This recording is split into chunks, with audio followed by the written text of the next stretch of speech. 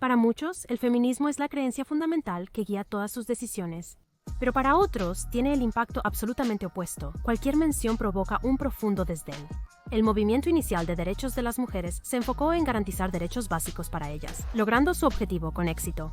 Pero desde entonces, el feminismo ha transformado de manera tan dramática que sería absolutamente irreconocible para las pioneras originales.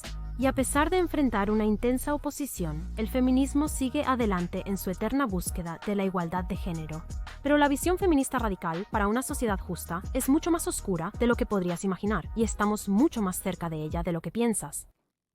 En el principio, la primera ola del feminismo en los Estados Unidos tuvo figuras como Susan B. Anthony y Elizabeth Stanton argumentaban que las mujeres deberían tener los derechos fundamentales de votar y poseer propiedades. En los 80, las mujeres no tenían derecho ni oportunidades de empleo, y si trabajaban, debían entregar su dinero a sus maridos. En 1920 se corrigió una injusticia con la 19ª enmienda a la Constitución de los Estados Unidos. Se ratificó dando a las mujeres el derecho al voto. La segunda ola del feminismo inició en los 60, coincidiendo con la aparición de la píldora anticonceptiva, posiblemente el evento más significativo en la historia humana. ¿Por qué? En resumen, modificó una realidad fundamental de nuestra existencia biológica, la consecuencia del sexo. Durante milenios, el sexo implicaba la posibilidad de embarazo. Pero ahora, por primera vez, las mujeres podían suspender su fertilidad. Esto implicaba que las mujeres, hasta entonces las grandes guardianas del sexo por el riesgo de embarazo, ahora en teoría podrían tener sexo como los hombres, según las feministas de la segunda ola que se enfocaban en eliminar las desigualdades culturales sobre los derechos reproductivos y la discriminación laboral, y que abogaban por la liberación sexual. Lograron grandes avances, la aprobación de la píldora anticonceptiva en los 60s y la legalización del aborto en Estados Unidos. En 1973 se aprobó la Ley de Igualdad de Oportunidades de Crédito, en 1974 prohibiendo la discriminación por sexo o estado civil al extender crédito. Esto facilitó la propiedad de bienes e independencia financiera para las mujeres. Esta ola también provocó los mayores cambios en el comportamiento cultural femenino. La liberación sexual se hizo realidad. Durante la segunda ola, se desafiaron leyes de obscenidad y se estableció rápidamente la industria para adultos. Aunque Playboy existía desde 1953, la primera revista Hustlers se publicó en 1974, seguida de Jocks en 1981. La tercera ola del feminismo, iniciada en los 90, se enfocó en la diversidad, el empoderamiento individual y la interseccionalidad. Fue durante esta ola que Judith Butler publicó el libro Problemas de Género, afirmando que el género era una construcción social. El movimiento de autoestima y la idea de seguir tu felicidad se volvieron más prevalentes. La adopción de la interseccionalidad significó una nueva lente para examinar la opresión y el privilegio que una persona experimentaba según su sexo, sexualidad, raza, religión y estado económico. Esto implica que una mujer negra queer sería considerada más oprimida que una mujer blanca queer o un hombre negro heterosexual. Durante esta ola, las mujeres siguieron experimentando un aumento en su libertad económica, oportunidades laborales, descomposición de los roles de género y libertad sexual. Nos encontramos en la cuarta ola del feminismo, que ha adoptado conceptos de fluidez de género, autoestima e interseccionalidad, alcanzando una masa crítica gracias a las redes sociales. La implementación de políticas de diversidad, equidad e inclusión en las empresas ha incorporado estas ideas en las políticas de recursos humanos, la cultura corporativa y en las salas de escritura de las principales compañías de producción de Hollywood. Desde la Convención de Seneca Falls en 1848, la primera convención de derechos de las mujeres, hace 176 años, mucho ha cambiado para las mujeres en los Estados Unidos. Las mujeres se han integrado exitosamente al mundo laboral, desafiando limitaciones de roles de género. Las directoras ejecutivas dirigen más del 10% de las empresas Fortune 500. Hay 337 multimillonarias a partir de 2023 y las mujeres están superando a los hombres en los Estados Unidos. El sistema educativo aborda la anticoncepción, aunque las leyes sobre el aborto varían según el estado. Según una investigación de Pew, en 2023, en casi la mitad de los matrimonios, las mujeres ganan más o lo mismo que sus maridos. En el gobierno de Estados Unidos, actualmente hay 25 de 100 senadores y 126 de 435 miembros de la Cámara de Representantes que son mujeres, al igual que nuestra vicepresidenta. ¡Lo hicimos, Joe! Una situación similar se observa en la mayoría de los países, donde cada vez más mujeres son elegidas para puestos de poder y gobierno. ¿Entonces hemos terminado? ¿Ha ganado el feminismo? ¿Ha sido vencido el patriarcado? ¿Pueden las activistas feministas disolverse y volver a sus trabajos diarios? La cuarta ola del feminismo diría que no, para nada. Ellas afirman que el patriarcado y la situación de las mujeres es más difícil que nunca. Las mujeres siguen enfrentando sexismo, como lo reveló el movimiento Me Too con varios casos de acoso sexual en Hollywood. Junto al sexismo, las mujeres asumen una carga desproporcionada de cuidado infantil y tareas domésticas, sumado a su trabajo. Las solteras enfrentan presión para casarse y tener hijos o congelar óvulos, lo que afecta su salud mental. Por esta razón, muchas feministas alientan a las mujeres a permanecer solteras, mencionando beneficios como más tiempo para ellas y sus amigos, mayor probabilidad de estar en forma y saludables, mejores perspectivas y oportunidades profesionales, y potencialmente más seguridad financiera si eligen no tener hijos. Es comprensible por qué promueven la soltería, considerando que en Estados Unidos, más de la mitad de los matrimonios acaban en divorcio. Esto aplica solo a los primeros matrimonios. Las tasas de divorcio son más elevadas en las segundas y terceras nupcias. Aunque las tasas de divorcio han disminuido en los últimos 50 años, las tasas de matrimonio también han bajado. En una situación de divorcio, la verdadera pérdida la sufren los hijos y la madre.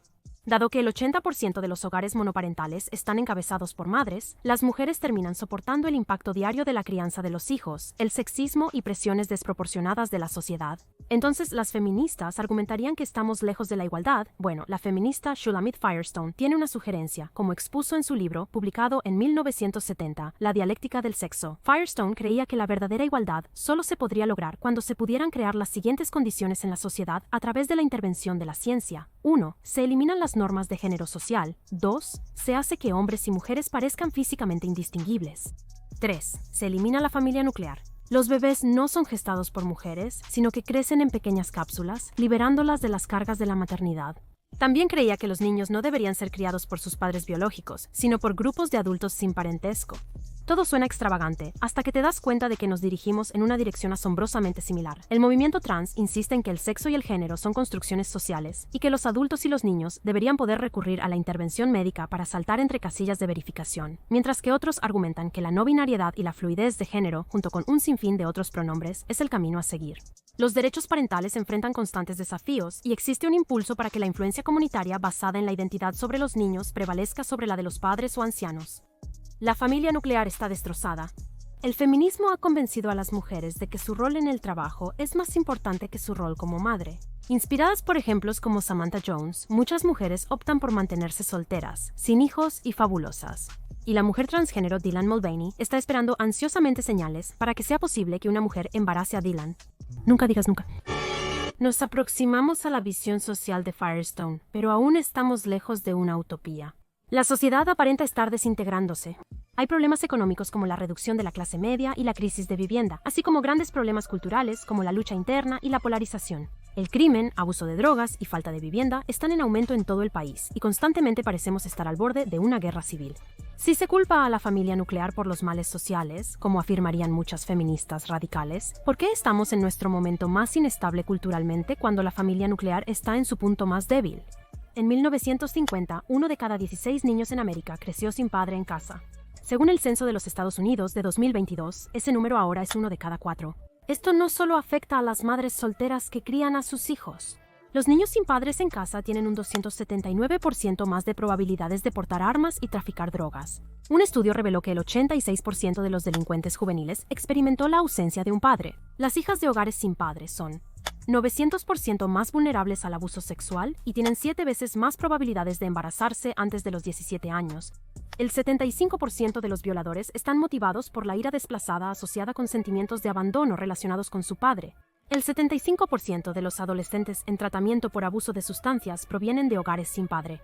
El 90% de los jóvenes en Estados Unidos que decidieron huir de casa o volverse sin hogar originalmente provienen de un hogar sin padre. El desplazamiento del entorno familiar estable ha tenido un impacto devastador en el individuo y en el proceso de nuestra sociedad. Estos datos explican por qué la falta de vivienda, el crimen, el abuso de drogas y la enfermedad mental son tan frecuentes en América. Solo necesitas mirar en las calles de cualquier ciudad importante y verás la devastación absoluta del uso de drogas en los jóvenes, y el problema de la falta de padres impacta particularmente a las comunidades afroamericanas, donde 48 de los hogares son hogares hispanos sin padre, tienen una tasa de 26 sin padre. Los hogares blancos tienen una tasa de 18% sin padre.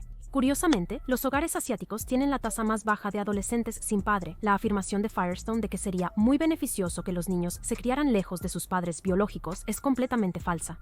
Después de innumerables investigaciones, los niños criados por ambos padres, incluso del mismo género, tienen una mayor probabilidad de estar bien adaptados y mentalmente sanos en comparación con aquellos criados por padres solteros, algo que Melissa Kearney discute en gran detalle en su libro Privilegio de dos padres. Ante la crisis y la mayor carga para las mujeres de criar a los hijos solas, el gobierno ha intervenido con leyes de bienestar y manutención infantil, pero nada puede compensar adecuadamente la ausencia de un padre. ¿Qué provocó este cambio drástico en la dinámica familiar? Lo creas o no, fue la llegada de los anticonceptivos y la legalización del aborto lo que impulsó el feminismo. Antes de los años 60 en América, si un hombre dejaba embarazada a una mujer, la sociedad esperaba que se casara con ella, lo que a menudo se llamaba una boda forzada. Pero una vez que se les dio a las mujeres la opción de abortar, también permitió a los hombres evadir su responsabilidad.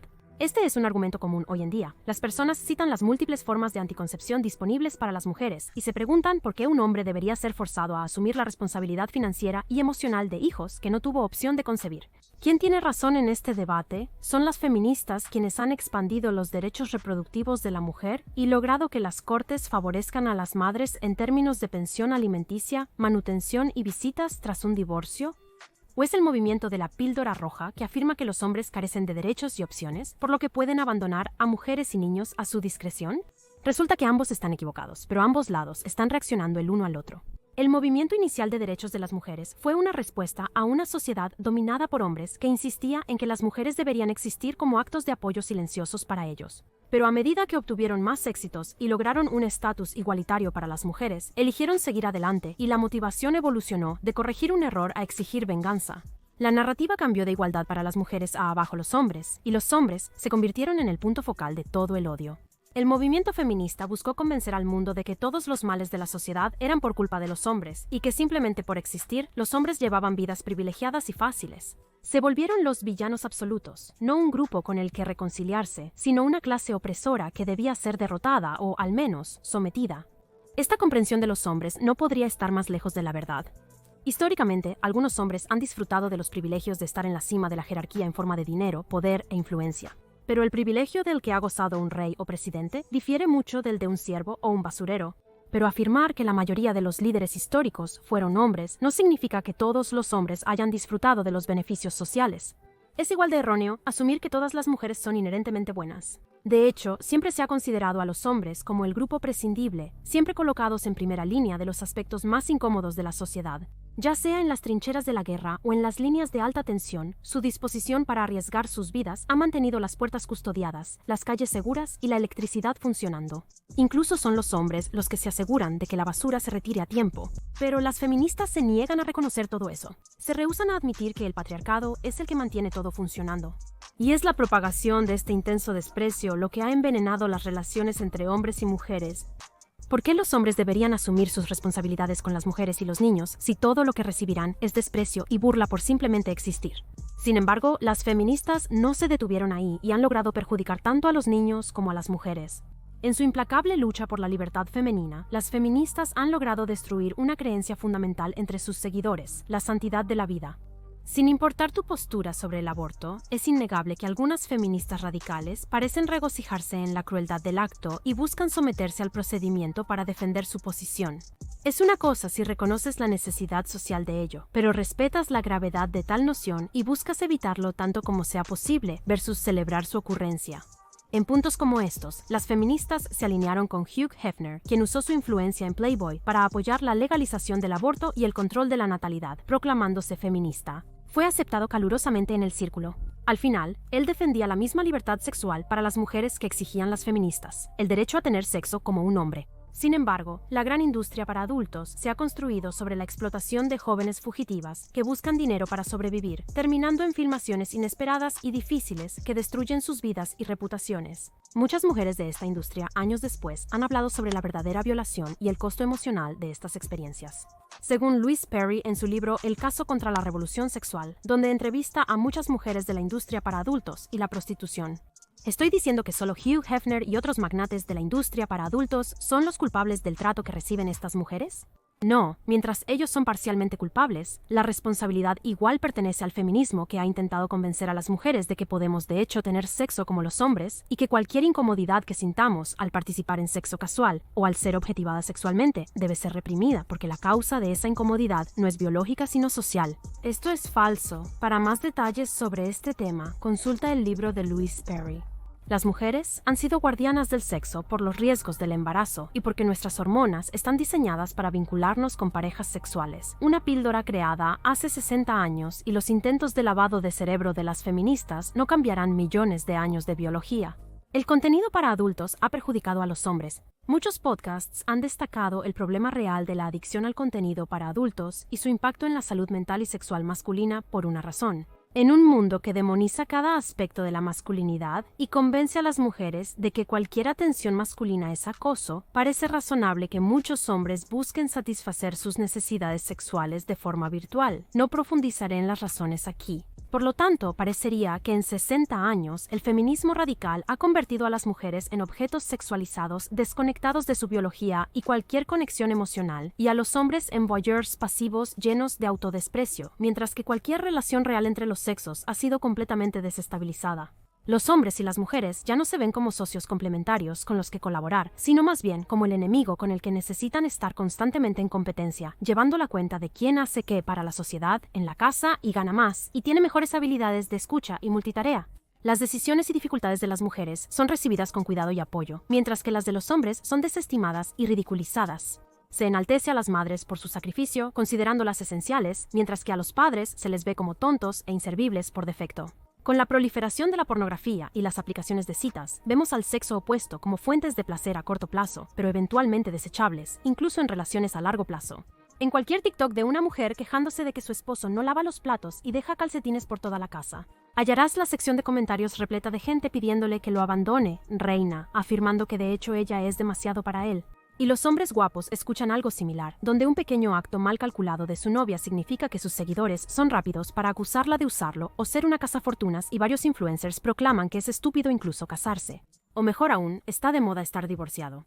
Este es el verdadero daño del feminismo. Eliminó la conexión entre hombres y mujeres, y ahora cada hijo de un hogar divorciado tumultuoso, como adulto, anda como un zombie, revolviendo los diversos aspectos de su infancia que lo hicieron sentir abandonado. Un vacío que intenta llenar con terapia, adicción al porno y un grupo diverso de amigos con quienes pasa la Navidad, ya que su papá no es confiable y no se lleva bien con el nuevo esposo de su mamá. La historia nunca fue perfecta, pero no sugeriría volver a una época donde las mujeres no votaban y estaban encadenadas a la cocina, ni que los hombres perdieran su masculinidad por un matriarcado. Pero, ¿qué pasaría si dejamos de fingir que el sexo es un acto animal casual? Los animales lo hacen, pero no crían activamente a sus hijos hasta los 18 años. Los animales no despiertan varias veces en la noche para cambiar pañales y alimentar a sus crías. Los niños requieren gran inversión de tiempo y cuidado para convertirse en adultos saludables. El acto que resulta en su creación debe tratarse con cuidado. El sexo debería ser una gran muestra de amor y confianza, no un medio transaccional para satisfacción rápida y barata. ¿Y si estuviéramos de acuerdo en que la pornografía perjudica a las mujeres que son sexualmente objetivadas para su creación, así como a los hombres que quedan atrapados en las garras de un algoritmo insensible con la intención de engancharlos y nunca soltarlos? Y lo más importante, ¿qué tal si todos estuviéramos de acuerdo en que los hombres y las mujeres aportan fortalezas complementarias a la mesa que deberían ser celebradas, apoyadas y combinadas para crear familias que proveen a niños saludables y eternamente amados? Me pregunto entonces si podríamos deshacer el terrible impacto que el feminismo ha tenido en nuestras vidas. Me pregunto a qué niveles podría llegar nuestra sociedad.